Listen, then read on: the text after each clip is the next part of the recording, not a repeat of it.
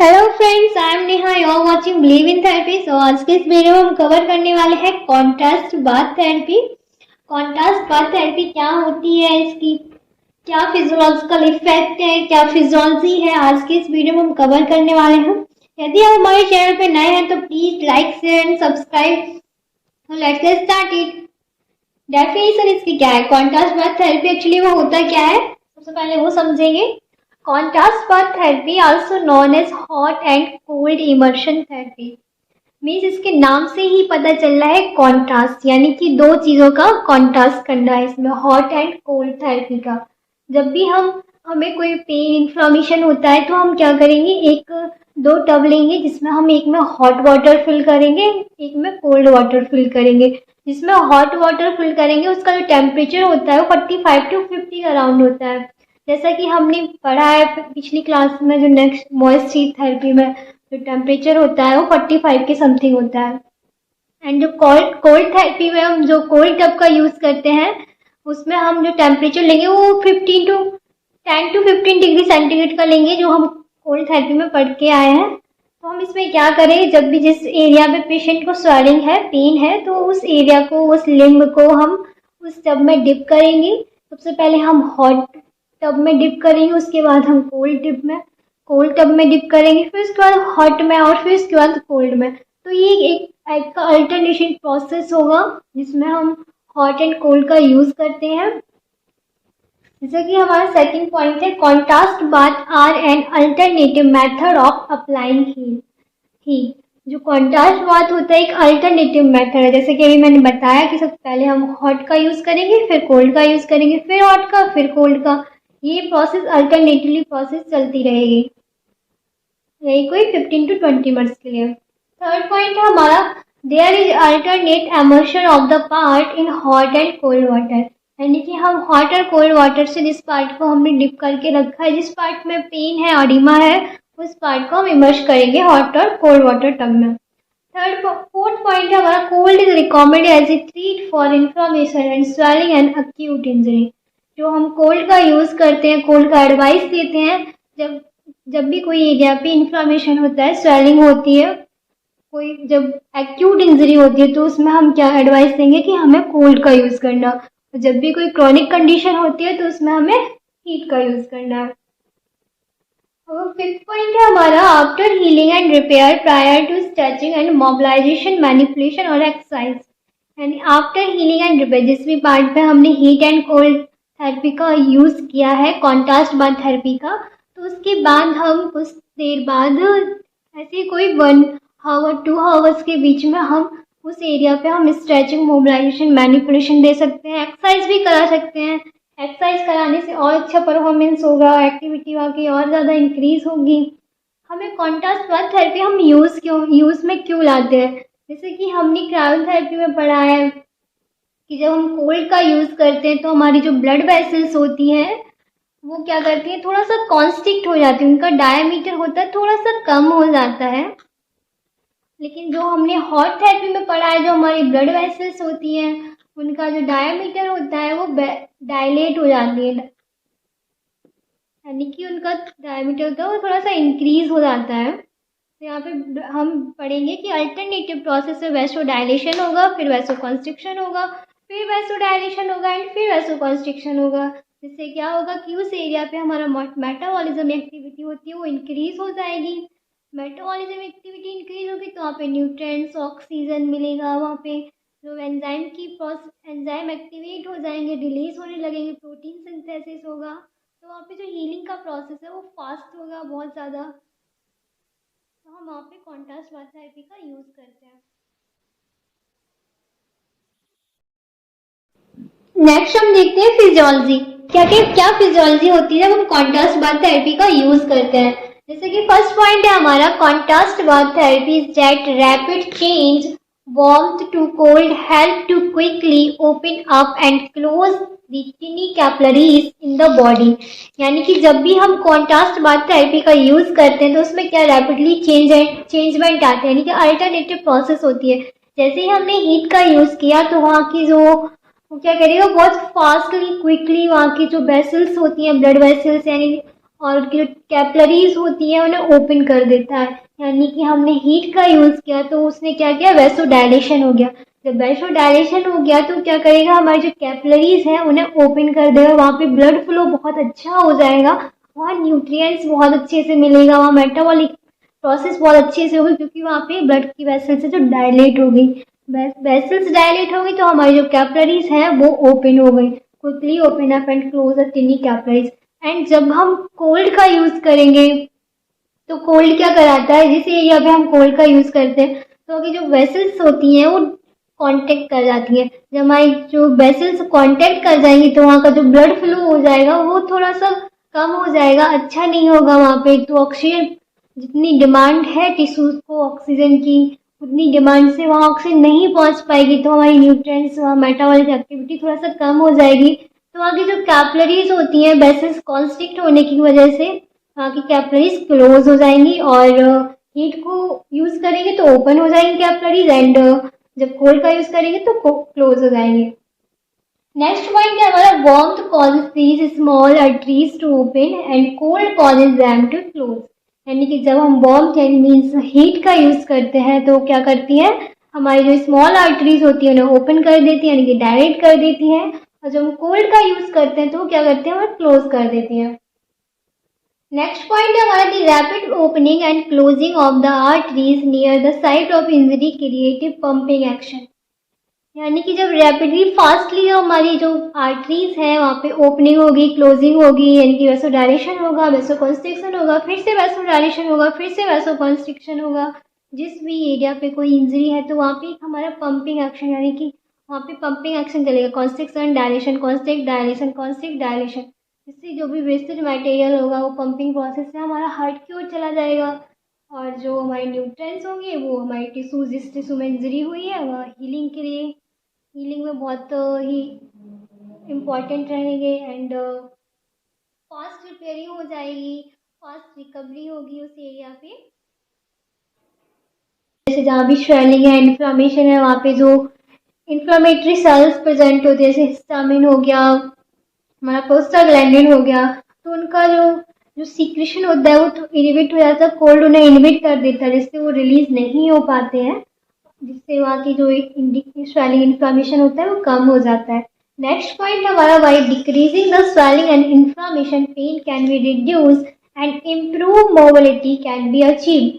यानी कि जब हमारी स्वेलिंग और इन्फ्लामेशन कम हो जाता है, पेन कम हो जाता है, तो हम फिर से उस एरिया की मोबिलिटी को इंक्रीज कर सकते हैं, इम्प्रूव हो सकती है, एंड उसके बाद हम एक्सरसाइज करा सकते हैं, स्ट्रेचिंग दे सकते हैं, मोबिलाइजेशन करा सकते हैं, मैनिपुलेशन करा सकते हैं, जिससे कि उसकी जो जो भी मोबिलिटी है, जो भी उसकी स्ट्रेंथ है वो इंक्रीज हो जाए, रेंज इंक्रीज हो जाए।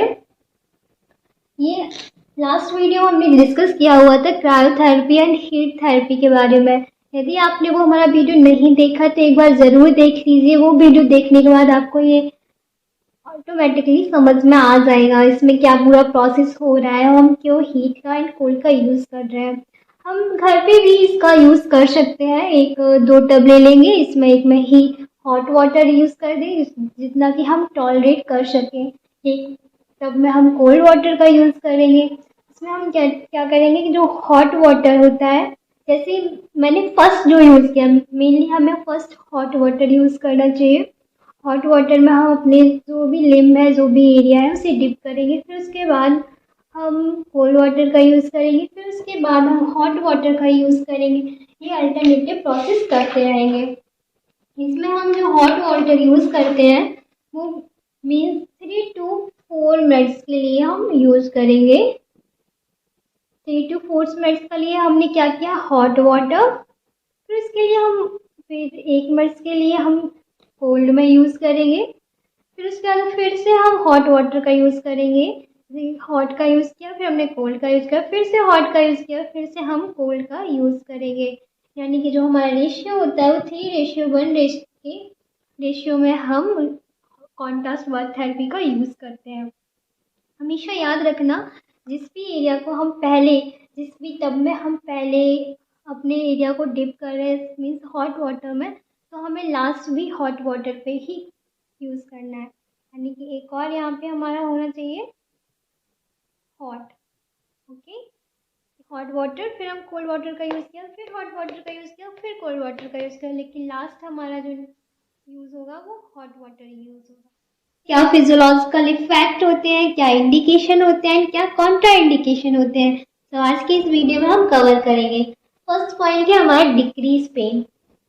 जब भी कोई एरिया पे पेन होता है तो हम वहाँ पे कॉन्ट्रास्ट बाथ थेरेपी का यूज़ करते हैं। वो कैसे काम करती है? When alternating heat and cold is applied, this varying sensory stimulus promote pain relief. जब भी हम किसी एरिया पे हीट एंड कोल्ड का अप्लाई करते हैं तो उस एरिया पे क्या होता है, जो हमारे सेंसरी स्टिमुलस होते हैं, प्रेजेंट होते हैं, वो एक्टिवेट हो जाते हैं। यानी कि जैसे हमारा कोल्ड रिसेप्टर हो गया, थर्मो रिसेप्टर हो गया, ये क्या होते हैं, एक्टिवेट हो जाते हैं और ये हमारे ब्रेन तक सिग्नल लेके जाते हैं। जो भी पेन के सिग्नल होते हैं उन्हें इनहिबिट कर देते हैं और खुद जाके ब्रेन तक पहले पहुंच जाते हैं, जिससे क्या होता है कि हमें पेन कम फील होता है, पेन रिलीफ हो जाता है। सेकेंड पॉइंट है हमारा डिक्रीज एडिमा। यानी कोई भी एरिया पे जब एडिमा होता है तो उस एरिया पे हम कॉन्ट्रास्ट बाथ थेरेपी का यूज करते हैं। एडिमा मीन्स कोई भी एक्स्ट्रा फ्लूइड होता है वो अक्यूमुलेट हो जाता है, जिससे वहाँ रेडनेस, पफी लाइक स्ट्रक्चर हो जाता है, पिटिंग नॉन पिटिंग टाइप का हो जाता है। यानी कि हम दबाएंगे तो वहाँ पिटिंग होगा, गंदा सा हो जाता है, फिर उसके बाद फिर से वही नॉर्मल होता है। वहाँ पे क्या होता है कि जो फ्लूइड होता है वो एक्यूमुलेट हो जाता है। जैसे कि alternating heat and cold cause alternating vasodilation and vasoconstriction of the blood vessels, which cause a pumping effect and relieves edema. जब हम अल्टरनेटिंग प्रोसेस में 3:1 की रेशियो में हम हीट एंड कोल्ड का यूज करते हैं तो क्या होता है, वहाँ पे वैसोकॉन्स्ट्रिक्शन होगा, वैसोडाइलेशन होगा, वैसोडाइलेशन होगा, जिससे क्या होगा, वहाँ पे एक पंपिंग इफेक्ट देखने को मिलेगा, जिससे हमारे वहाँ का एरिया का जो एडिमा होता है वो डिक्रीज हो जाता है और वहाँ पे हमें एक वहाँ पे अच्छी सी हमें जो एडिमा हुआ वो डिक्रीज हो जाएगा, इन्फ्लामेशन खत्म हो जाएगा, तो वहाँ पे कोई भी एक्स्ट्रा एक्यूमुलेट जो फ्लूइड होगा वो पंपिंग के थ्रू हार्ट में बम्प हो जाएगा। नेक्स्ट हमारा फिजियोलॉजिकल इफेक्ट है कंट्रोल इन्फ्लामेशन। कैसे इन्फ्लामेशन को कंट्रोल किया जाएगा? जब भी हम कॉन्ट्रास्ट बाथ थेरेपी का यूज करते हैं तो वो क्या करेगी, हमारे जहाँ जिस एरिया पे इन्फ्लामेशन है उस एरिया को रिलीव कर देगी। जैसे कि हमारा कोई स्प्रेन हो गया, स्ट्रेन हो गया और टेंडिनाइटिस। स्प्रेन मीन्स होता है जहाँ भी कोई भी लिगामेंट होता है, लिगामेंट में इंजरी हो जाने की वजह से वहाँ पे कोई इन्फ्लामेशन होता है, तो उस एरिया को जो इन्फ्लामेशन होगा उसे कम करने के लिए।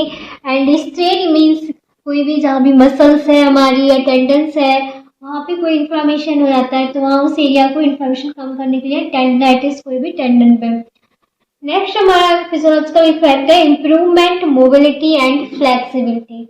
मीन्स जब भी हम कॉन्ट्रास्ट बाथ थेरेपी का यूज करते हैं, ट्रीटमेंट करते हैं, जो भी जिस टाइम तक चलता है, टाइम ड्यूरेशन के हिसाब से 1 वीक 2 वीक, जब वो पेशेंट होता है वो रिलैक्सेशन हो जाता है, यानी कि उसकी जो प्रॉब्लम है, इंजरी है, पेन है, एडिमा है, वो डिक्रीज हो जाता है। तो हम क्या करते हैं एज ए फिजियोथेरेपिस्ट, तो हम उसकी जो फ्लेक्सिबिलिटी है, मोबिलिटी है, उसे फिर से हम बैक टू द नॉर्मल, यानी कि जो भी पहले जैसी जो कंडीशन थी उस कंडीशन में हम लाने की कोशिश करते हैं, कि इम्प्रूवमेंट करते हैं उसमें एक्सरसाइज के थ्रू, स्ट्रेचिंग के थ्रू, मोबिलाइजेशन के थ्रू। नेक्स्ट में लिखा गया है hot and cold improve the flexibility of muscles bye promoting relaxation and alternating the spasm cycle. Means जब भी हम हॉट और कोल्ड का यूज करते हैं तो उसकी जो फ्लेक्सिबिलिटी होती है, मोबिलिटी होती है मसल्स की, वो हम इम्प्रूव करते हैं।